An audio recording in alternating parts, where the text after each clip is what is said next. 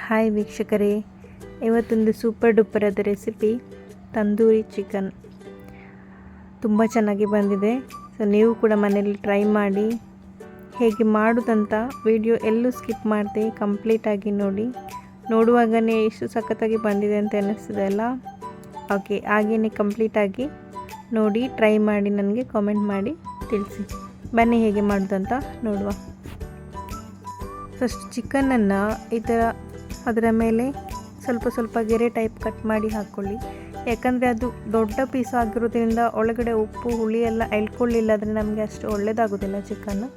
So ಹಾಗಾಗಿ ಅದರ ಮೇಲೆ ಕರೆಕ್ಟಾಗಿ ನಾನಿಲ್ಲಿ ದೊಡ್ಡ ಪೀಸ್ 2 ಲೆಗ್ ಪೀಸ್ ತೊಗೊಂಡಿದ್ದೇನೆ. ಮತ್ತೆರಡು ನನಗೆ ಸಿಗಲಿಲ್ಲ, ಸೊ ಸಣ್ಣ ಪೀಸನ್ನು ತಗೊಂಡು ಅದರಲ್ಲೇ ಮಾಡ್ತಿದ್ದೇನೆ.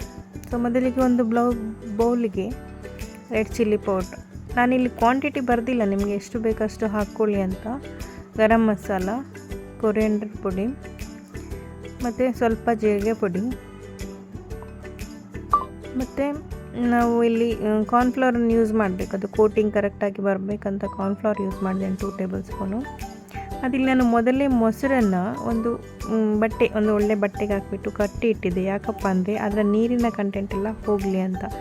ನೀವು ನೋಡಿ, ಮೊಸರಿನಲ್ಲಿ ನೀರಿನ ಕಂಟೆಂಟ್ ಹೋದರೆ ಅದು ಕ್ರೀಮಿ ಟೈಪ್ ಕನ್ವರ್ಟ್ ಆಗುತ್ತೆ. ಸೊ ಸೂಪರಾಗಿ ಬರುತ್ತೆ ಈ ಡಿಶ್ಶಿಗೆ. ಸ್ವಲ್ಪ ಒಂದು ಎಣ್ಣೆ, ಒಂದು 2 ಟೇಬಲ್ ಸ್ಪೂನ್ ಎಣ್ಣೆ ಹಾಕಿದ್ದೀನಿ. ಮತ್ತು ಇಲ್ಲಿ ನಾನು ಚಿಕನ್ ಟಿಕ್ಕಾ ಮಸಾಲನ್ನು ಯೂಸ್ ಮಾಡಿದ್ದೀನಿ, ಅದೊಂದು ಪ್ಯಾಕೆಟ್ ಫುಲ್ ಹಾಕಿದ್ದೀನಿ. ಸೊ ನಿಮ್ಮ ಚಿಕನ್ನ ಮೇಲೆ ನೀವು ಮಸಾಲೆನ ರೆಡಿ ಮಾಡ್ಕೊಳ್ಬೇಕಾಗತ್ತೆ. ಉಪ್ಪು ರುಚಿಗೆ ತಕ್ಕಷ್ಟು. ಮತ್ತು ಇದಕ್ಕೆ ನಾನು ವೆನಿಗರ್ ಅಥವಾ ನಿಂಬೆ ರಸ ಯಾವುದು ಕೂಡ ಯೂಸ್ ಮಾಡ್ಬೋದು ನೀವು. ಅದನ್ನು ಹಾಕ್ಕೊಂಡು ನೀರು ಹಾಕಲಿಕ್ಕಿಲ್ಲ, ಆ ಆಯಿಲ್ನಲ್ಲೇ ನೀವು ಅದನ್ನು ಮಿಕ್ಸ್ ಮಾಡ್ಕೊಳ್ಬೇಕು. ಇನ್ ಕೇಸ್ ಸಾಕಾಗಲಿಲ್ಲ ಅಂದರೆ ಇನ್ನೊಂದು ಟೇಬಲ್ ಸ್ಪೂನ್ ಆಯಿಲ್ ಹಾಕ್ಕೊಂಡ್ಬಿಟ್ಟು ಮಿಕ್ಸ್ ಮಾಡ್ಕೊಳ್ಳಿ. ಸೊ ನೀರು ಯೂಸ್ ಮಾಡೋಕ್ಕೆ ಹೋಗಬೇಡಿ. ನೀವು ಓವನಲ್ಲಿ ಬೇಯಿಸೋದ್ರಿಂದ ನೀರು ಹಾಕಿದರೆ ಚಿಕನಲ್ಲಿ ಕೂಡ ಅದು ಬೇಯುವಾಗ ನೀರು ಬಿಟ್ಕೊಳ್ಳುತ್ತೆ. ಸೊ ಫುಲ್ಲು ನೀರು ಬಂದುಬಿಡುತ್ತೆ ಅದರಿಂದ. ಅದಕ್ಕಾಗಿ ನೀರು ಯೂಸ್ ಮಾಡಿಬಿಡಿ. ಸ್ವಲ್ಪ ಶುಂಠಿ ಬೆಳ್ಳುಳ್ಳಿ ಪೇಸ್ಟ್ ಹಾಕ್ಕೊಳ್ಳಿ. ಇದು ಆ್ಯಕ್ಚುಲಿ ಮೊದಲೇ ಹಾಕಬೇಕಿತ್ತು, ನಾನು ಇಲ್ಲಿ ಲಾಸ್ಟಿಗೆ ಹಾಕ್ತಿದ್ದೇನೆ. ಶುಂಠಿ ಬೆಳ್ಳುಳ್ಳಿ ಪೇಸ್ಟ್ ಚಿಕನ್ಗೆ ಹಾಕಲಿಲ್ಲ ಆದರೆ ಒಳ್ಳೆ ಟೇಸ್ಟ್ ಬರೋದಿಲ್ಲ. ನೋಡಿ, ಈ ಥರ ಮಿಕ್ಸ್ ಮಾಡಿ ಇಟ್ಕೊಂಡ್ರೆ ಅದು ಎಣ್ಣೆ ಬಿಟ್ಕೊಳ್ಳುತ್ತೆ. ನೋಡಿ ಅಲ್ವಾ, ಎಷ್ಟು ನೀಟಾಗಿ ಬಂದಿದೆ ನಮ್ಮ ಮಸಾಲೆ. ಇದನ್ನೀಗ ನಾವು ಮೊದಲೇ ಕಟ್ ಮಾಡಿ ಇಟ್ಕೊಂಡಂಥ ಆದಷ್ಟು ನೀರನ್ನು ತೆಗೀರಿ. ಚಿಕನಿಂದ ಎಣ್ಣೆ ಬಿಟ್ಟು ಎಷ್ಟು ಸಾಧ್ಯನೋ ಅಷ್ಟು ನೀರನ್ನು ತೆಗೆದುಬಿಟ್ಟು ಆಮೇಲೆ ಈ ಮಸಾಲೆನ ಅದಕ್ಕೆ ಹಾಕ್ಕೊಂಡ್ಬಿಡಿ. ಸೊ ಮಸಾಲೆ ನೀವು ಅದಕ್ಕೆ ಕರೆಕ್ಟಾಗಿ ಹಿಡಿಬೇಕಂತಿಲ್ಲ, ಖಾಲಿ ಮೇಲೆ ಸ್ವಲ್ಪ ದಪ್ಪಗೆ ನಾವು ಫ್ರೈಗೆಲ್ಲ ಹಾಕ್ತೀವಲ್ಲ ಅಷ್ಟು ಹಾಕಬೇಕಂತಿಲ್ಲ. ಈ ಮಸಾಲೆ ಎಲ್ಲ ಸ್ಟ್ರಾಂಗಾಗಿರೋದ್ರಿಂದ ಚೆನ್ನಾಗಿ ಉಪ್ಪೆ ಹುಳಿ ಎಲ್ಲ ಎಳ್ಕೊಂಡ್ಬಿಡುತ್ತೆ. ಅದು ನೀವು ಮಿಕ್ಸ್ ಮಾಡಿ ಒಂದು 20 ಮಿನಿಟ್ಸ್ ಇಟ್ಟರೆ ಸಾಕು, ಮ್ಯಾರಿನೇಟ್ ಮಾಡಿಬಿಟ್ಟು ಚೆನ್ನಾಗಿ ಇಳ್ಕೊಡುತ್ತೆ. ನೋಡಿ, ಈಗಲೇ ನಾನು ಸ್ವಲ್ಪ ಕೂಡ ನೀರು ಯೂಸ್ ಮಾಡಿಲ್ಲ, ಬಟ್ ಆದ್ರೂ ಅದು ಸ್ವಲ್ಪ ನೀರು ಬಿಟ್ಕೊಳ್ತಿದೆ. ಬೇಯುವಾಗ ಫುಲ್ಲು ನೀರು ಬಿಟ್ಬಿಡುತ್ತೆ. ನೋಡಿ, ಈ ಥರ ಮಾಡಿಬಿಟ್ಟು ಒಂದು ಬೌಲ್ಗೆ ಹಾಕಿ ಮುಚ್ಚಿ ಒಂದು 20 ಮಿನಿಟ್ಸ್ ಇಟ್ಟುಬಿಡಿ. ಈಗ ಆಗಿದೆ ಇದು. ಸೊ 20 ಮಿನಿಟ್ಸ್ ಆದ ನಂತರ ಅದನ್ನು ನಾನು ಓವನ್ಗೆ ಇಟ್ಟಿದ್ದೇನೆ.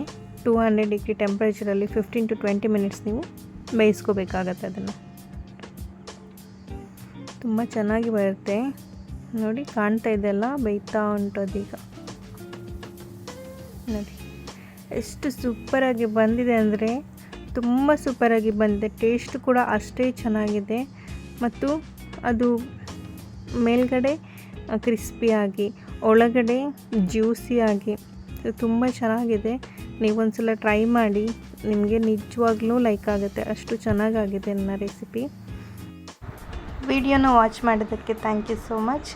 ಹಾಗೆ ನನ್ನ ಈ ವಿಡಿಯೋ ನಿಮಗೆ ಲೈಕ್ ಆಗಿದ್ದರೆ ಸಬ್ಸ್ಕ್ರೈಬ್ ಮಾಡೋದನ್ನು ಮರಿಬೇಡಿ. ನೆಕ್ಸ್ಟ್ ಅಪ್ಡೇಟ್ಗೆ ಬೆಲ್ ಐಕನನ್ನು ಪ್ರೆಸ್ ಮಾಡಿ. ಮತ್ತೆ ಹೊಸ ರೆಸಿಪಿಯೊಂದಿಗೆ ಬರ್ತೇನೆ. ಅಲ್ಲಿವರೆಗೂ ಟೇಕ್ ಕೇರ್, ಬಾಯ್.